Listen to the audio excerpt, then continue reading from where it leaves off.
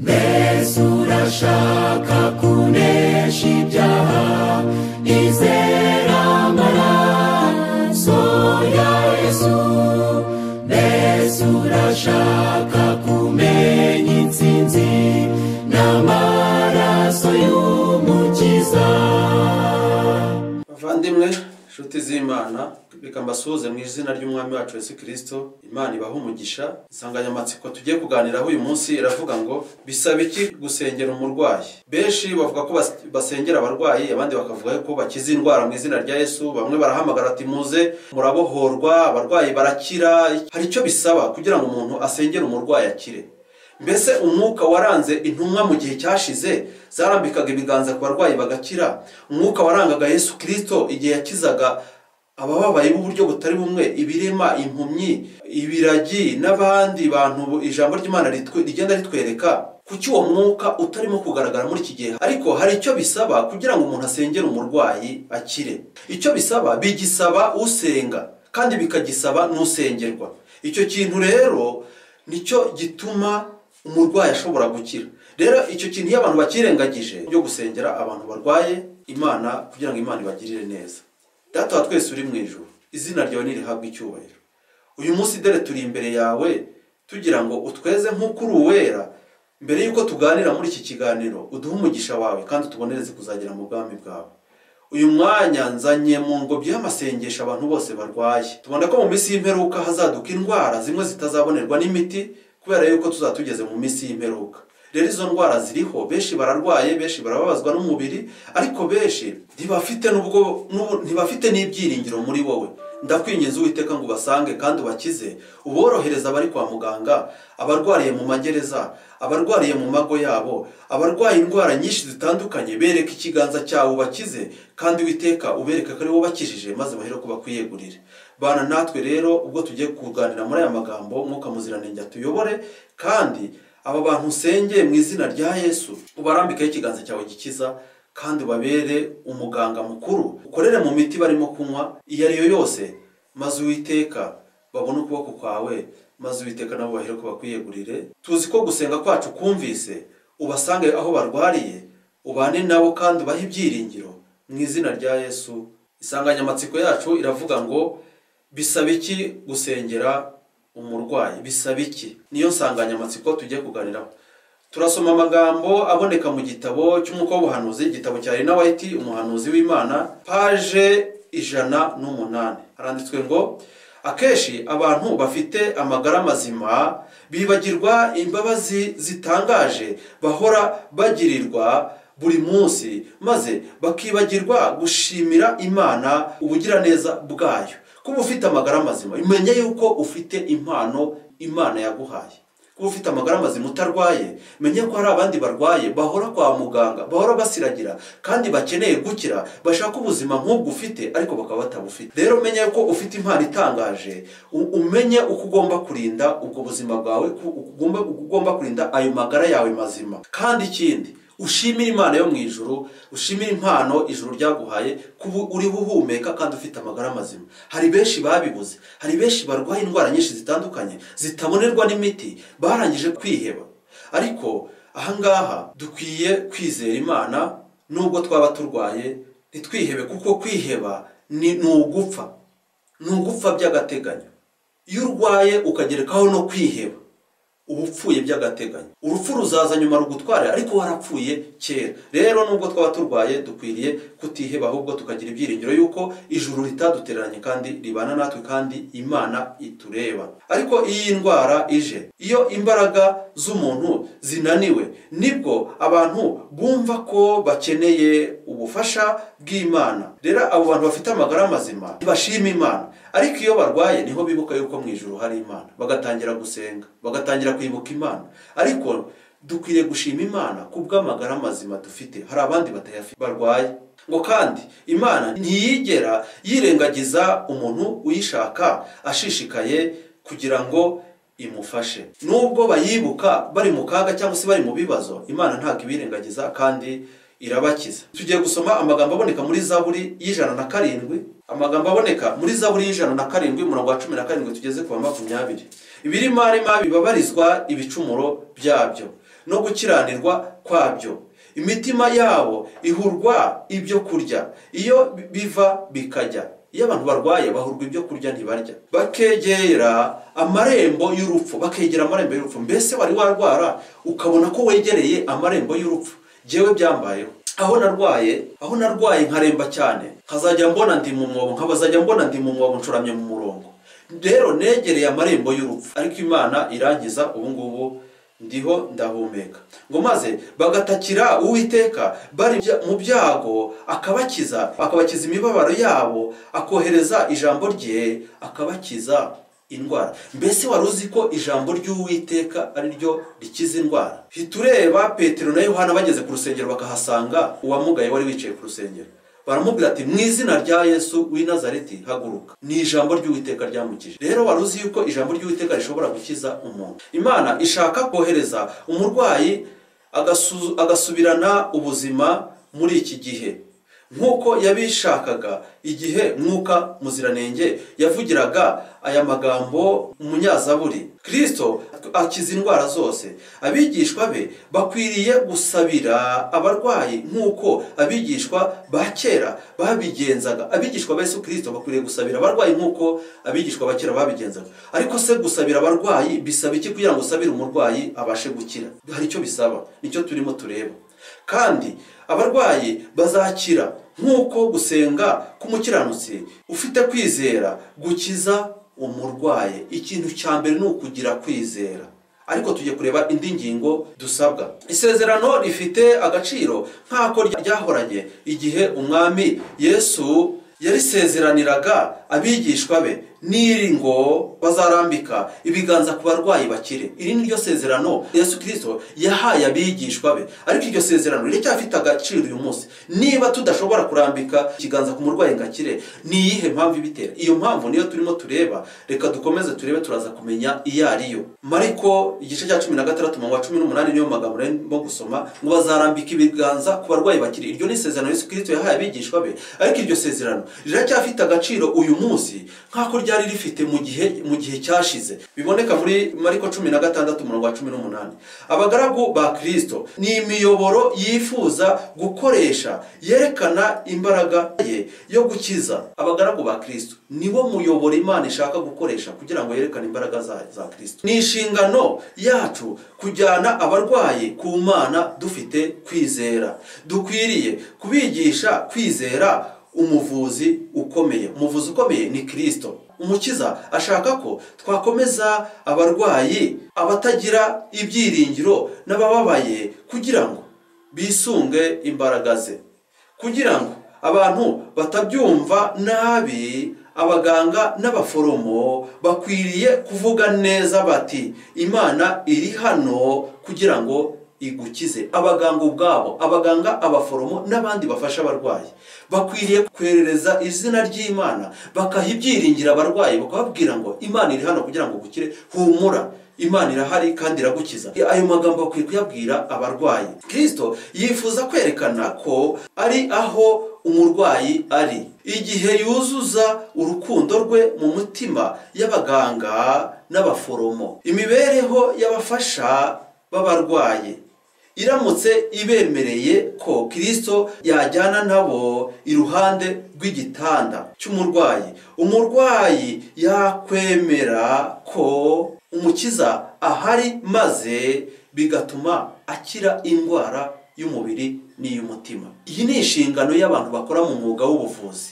aho bagomba guha ibyiringiro abarwayi bari kuvura, bakabaha ibyiringiro y'uko umukiza ari kumwe nabo kandi aryamanye nabo ku gitanda. Bakabaha ibyiringiro. Ibyo bizatuma bakira indwara y'umubiri, bakire n'indwara y'umutima. Izina ry'Imana nirihabwe icyubahiro, kuko Kristo iyo yakizaga abantu yabakizaga indwara y'umubiri akabakiza n'iy'umutima. Yohana 14:1 tugeze ku wa 4. Kristo yaravuze ati nimugira icyo musaba cyose mu izina ryanjye nzagikora. Yohana igice cya 14:14. Nitubaho nk'uko ijambo rya Kristo rivuga, tuzasohorezwa amasezerano yose meza. Ariko abantu bifuza gusohorezwa amasezerano meza ariko batabaho nk'uko ijambo ry'Imana rivuga. Iyo ngingo ni ingingo ikomeye, aho abantu bagenda ingendo ndende, aho abantu bagenda ibirometero byinshi bashaka gusohorezwa amasezerano, bashaka kumenya icyo Imana yabavuzeho, bashaka guhanurirwa, ariko barirengagije icyo ijambo ry'Imana rivuga. Rero niba irengagiza icyo ijambo ry'Imana rivuga, ntabwo uzigera usohorezwa amasezerano meza. Iyi ngingo ni ingingo y'ingenzi abantu bakwiye kwitaho. Azakorera abamukurikira kandi abakoreremo, ariko igihe dufite imibereho yo kumvira ijambo rye gusa, nibwo dushobora guhabwa ayo masezerano ye. Zaburi ya 66:18. Iyaba naribwiraga ibyo gukiranirwa mu mutima wanjye, Uwiteka ntaba anyumviye. Niba twumvira by'igice, niba twumvira ijambo ry'Imana by'igice, cyangwa se niba turi akazuyaze turi hagati no hagati, ntazadusohoreza amasezerano ye. Ariko usanga umuntu atumvira ijambo ry'Imana, ari akazuyazi, afite kwizera ko hagati, kandi kwizera ko hagati ntikubaho. Abantu bagomba kuba abapagani cyangwa se bakaba abakirana. N'icyo Imana ishaka n'icyo ijuru rishaka. Ariko abantu bakumvira by'igice, abantu batagendera mu ijambo ry'Imana, ariko bagashaka gusohorezwa amasezerano. Mu ijambo ry'Imana tuhafite inyigisho zifitanye isano n'uburyo bwiza bwo gusabira umurwayi mu ijambo ry'Imana. Iryo sengesho ni igikorwa gitunganye kandi ntawe ukwiriye kurisenga ahubutse. Kandi igihe cyose umuntu asabira umurwayi, aba akwiriye kugira kwizera gushyitse. Kugeza kwizera gushyitse. Rengera ubuzima, paje y'110. Igituma habaho ibihe Imana idakora igitangaza. Ikintu gituma Imana idakora igitangaza ngo ikize umurwayi, cyangwa se ikintu gituma abantu badashobora kurambika ibiganza ku barwayi bakire, nk'uko byagenze mu gihe cy'intumwa n'igihe cya Yesu Kristo. Abantu benshi biteza indwara kubwo kutitegeka. Abantu biteza indwara kubwo kutitegeka. Babaho imibereho idahuje n'amategeko agenga ibyaremwe, cyangwa se amahame y'imibereho iboneye. Abandi birengagiza amategeko y'ubuzima mu byo barya, n'ibyo banywa, n'ibyo bambara, cyangwa ibyo bakora. Biratangaje kubona umuntu ashobora kurwara indwara iturutse ku nkweto yambaye, kubera ko yirengagije amategeko agenga iki? Imyambarire. Ukambara inkweto kugeza ubwo urwaye imitsi. Biratangaje kubona umuntu ashobora kurwara indwara ari nazo zeze muri iyi minsi zabaye nyinshi, kubera ibyo turya. Ukarya ibintu kuzageza ubwo urwara, kubera kwirengagiza iki? Amategeko agenga imyambarire, imirire, iminywere n'ibindi. Biratangaje kubona umuntu arwara indwara iturutse ku kunywa, akanywa kugeza ubwo arwaye indwara nka diyabete n'izindi. Aya magambo rero arimo aratubwira ngo babaho imibereho idahuje n'amategeko agenga ibyaremwe, cyangwa se amahame y'imibereho aboneye. Abandi birengagiza amategeko y'ubuzima mu byo barya, n'ibyo banywa, n'ibyo bambara, cyangwa ibyo bakora. Akenshi ibibi nibyo ntandaro yo gucika intege. Abantu baramutse bongeye kugira amagara mazima, abenshi bakomeza kugomera amategeko y'Imana agenga ibyaremwe n'amategeko 10. Bibwira ko Imana ibakijije, baba bafite umudendezo wo gukomeza kubaho imibereho itatira ubuzima. Hari ubuhamya bw'umuntu mfite yanyweye itabi kugeza ubwo arwara indwara y'igituntu.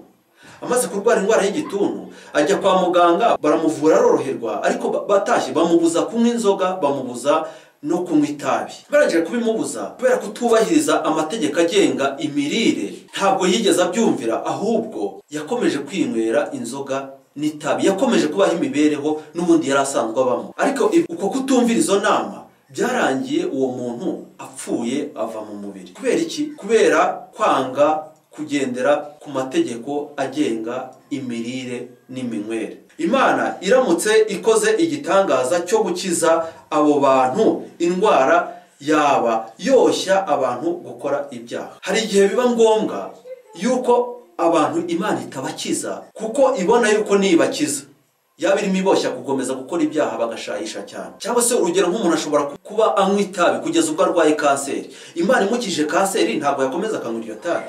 Gusengera nk'uwo muntu ukajya kumusengera kubw'uko yiyangije, akiyangiza kugeza ubwo arwaye kanseri, ariko wowe ugapfukama ukamusengera ngo Imana imukize kanseri, kandi watarigeze atera intambwe yo kwihana, yo kumva yuko agomba kureka icyo kintu. Biba bimeze nko kugosorera mu bucaca. Ayo masengesho ntabwo yamukiza, kuko hano hari ingingo turi bubone yuko kugira ngo umurwayi akire bisaba uruhare rw'umusengera, bigasaba n'uruhare rw'usengerwa. Abantu barimo biyangiza ku bwabo, amasengesho ntacyo yabamarira, n'Imana ntacyo yabamarira, kuko ngo kubakiza biba bimeze nko kuboshya gukomeza gukora ibyo bikorwa. Byaba ari ugukora ubusa kwigisha abantu gusaba Imana ngo ibakize, batigishwa kureka ibikorwa byangiza ubuzima.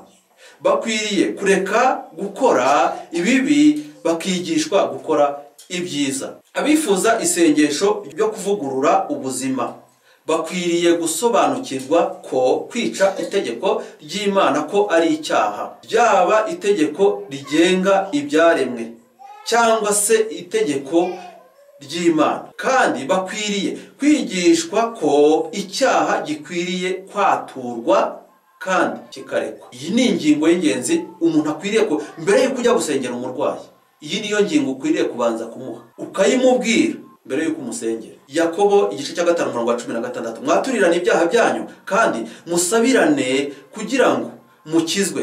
Gusenga k'umukiranutsi kugira umumaro mwinshi iyo asenganye umwete. Icyambere cya Yohana igice cya 2:1, wifuza gusengerwa akwiriye kwibwira aya magambo: amabanga yo mu buzima bwawe ni wowe ubwawe uyazi, n'Imana. Niba wihana ibyaha byawe ni umurimo wawe kubyatura. Icyambere cya Yohana igice cya 2:1, icyaha cyakozwe rwihishwa, umuntu akwiriye kucyaturira Kristo. Nihagira umuntu ukora icyaha, dufite umurengezi kuri Data wa twese, niwe Yesu Kristo ukiranuka. Icyambere cya Yohana igice cya 1:9, icyaha cyakozwe ku mugaragaro gikwiriye kwaturirwa mu ruhame. Icyo wafudikiye mugenzi wawe ukwiriye kukikiranuraho n'uwo wafudikiye. Nitwatura ibyaha byacu, niyo kwizerwa kandi ikiranukira kutubabarira ibyaha byacu, kwezaho gukiranirwa kose. Iyi ngingo ni ingingo ikomeye cyane, kuko ingingo yo kwatura ibyaha iri mu butumwa bwo kwihana, ubutumwa bw'iki gihe. Igihe tumaze kwikiranura nibwo tubasha kujyana umurwayi ku Mana dufite kwizera. Imana yita ku muntu wese cyane nkaho ari nta wundi muntu uba ku isi. Igihe tumaze kwikiranura, tumaze kwatura ibyaha byacu, nibwo tubasha kujyana umurwayi ku Mana. Ariko abantu usanga bagenda iyo ngingo bayirengagije bakajya gusengera umurwayi, ariko kubera ko Imana ari nyembabazi, hari igihe ikiza uwo muntu kubera ko Imana ibona yuko ari ngombwa imukiza, ariko atakijijwe n'amasengesho wamusengeye. Niyo mpamvu iyi ngingo idakwiriye kwirengagizwa. Igihe tumaze kwikiranura, tumaze kwatura ibyaha byacu, nibwo tubasha kujyana umurwayi ku Mana. Ariko kujyana umurwayi ku Mana utikirana utigeze watura ibyaha, ubu urimo ukorera inyuma y'umurongo. Dufite kwizera, Imana yita ku muntu wese cyane nkaho ari nta wundi muntu uba ku isi. Watumye Imana itanga umwana wayo w'ikinege. Umurwayi akwiriye guterwa umwete wo kwiringira Imana no kugira umunezero. Iyo abarwayi bazanzamutse bakareka kwiheba, nibwo bashobora koroherwa bagakira neza. Abaroma igice cya 8:26, ntituzi yuko umugisha twifuza uzaba mwiza cyangwa se uzaba mubi. Iri ni isengesho dukwiriye gusengera umurwayi. Kubw'ibyo dukwiriye kongera mu masengesho yacu iki gitekerezo: Nyagasani, uzi ibihishwe byose, abantu urabamenyereye. Uko Yesu abakunda biruta uko tubakunda. Iri ni isengesho dukwiriye gusengera umurwayi. Niba byaguhesha ikuzo kandi bikabera byiza izi mbabare, turagusaba mu izina rya Yesu ngo bagarurirwe amagara mazima. Bitabaye bityo, turagusaba ngo ubuntu bwawe bubahumurize kandi ubakomeze mu mibabaro yabo. Iri ni ryo sengesho dukwiriye gusengera abarwayi. Ni muri Rengera Ubuzima paje 111. Iri sengesho rero niryo ritugejeje ku musozo w'ikiganiro cyacu, ariko twabonyemo ingingo y'uko mbere y'uko umuntu ajya gusengera umurwayi akwiriye kujya yakwatura icyaha cyiwe ndetse agasenga cyane, ntagende agiye gusengera umurwayi atakoze icyo gikorwa, kuko kujya gusengera umurwayi utakoze icyo gikorwa uba urimo ukorera inyuma y'umurongo. Hari igihe biba ngombwa Imana yakiza uwo murwayi kubw'impamvu zayo yabonye, ariko ntabwo aba akijijwe n'aya masengesho. Ariko dukwiriye guha ibyiringiro abarwayi, tukabaha ibyiringiro yuko Imana iri kumwe nabo. Ariko hari n'ingingo isabwa usengera umurwayi, iyo ngingo rero niyo yirengagijwe igihe kinini. Niyo mpamvu tubona muri iyi minsi hatariho umwuka wo kurambika ibiganza ku barwayi ngo bakire nk'uwaranze igihe cy'intumwa za Yesu Kristo n'igihe cya Yesu Kristo. Ariko iryo sezerano Yesu Kristo yahaye intumwa ngo riracyafite agaciro n'uyu munsi, aho abantu bashobora kwirengagiza icyo kintu bakajya bakora ibintu mu buryo bwabo atari mu buryo ijuru rishimwa. Rero muvandimwe, nshuti mwene data, ikiganiro cyacu kigeze ku musozo. Ndakwingingira ngo uhendahendera kwita ku ngingo yo kujya gusengera umurwayi, ariko wabanjije kwikirana, wabanjije kwatura ibyaha, wabanjije gusenga, kandi umurwayi ukamuha ibyiringiro, kuko umuntu udafite ibyiringiro ntabasha gukira. Kandi Imana yo mu ijuru ngo yita ku muntu umwe hano ku isi nkaho ari we muntu yaremye wenyine. Niyo mpamvu rero ijuru ritwitayeho cyane. Tugendere mu mahame y'ijambo ry'Imana, tubanze gushaka ubwami bw'Imana, kandi tugendere mu kuri kw'ibyanditswe byera. Nicyo nagusabira, nanjye nisabira mu izina rya Yesu. Dusenge. Turagushimira Mwami Imana ushobora byose kandi wowe udukunda. Dusengeye abarwayi nanone mu izina rya Yesu, abari kwa muganga, abari mu magereza, abari hanze, abari mu mavuriro menshi atandukanye, abari mu miryango myinshi itandukanye barwaye indwara zaburiwe imiti. Ndakwinginze Uwiteka ngo barambikeho ikiganza cyawe gikiza. Ndabasengeye mu izina rya Yesu ngo ubereke ukuboko kwawe, kandi nabo twifuza yuko bakumenya bakakwiyegurira, twese tukazakirizwa mu bwami bwawe.